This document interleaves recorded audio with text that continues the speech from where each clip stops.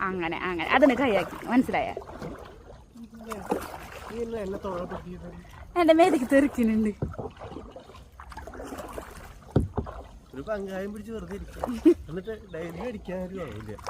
നീ ആസ്വദിക്കണം.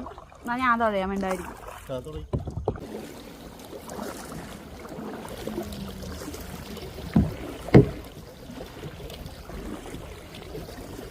മിതു നടുക്കിക്കൂടെ പോ. കാട് കാട് കാട്.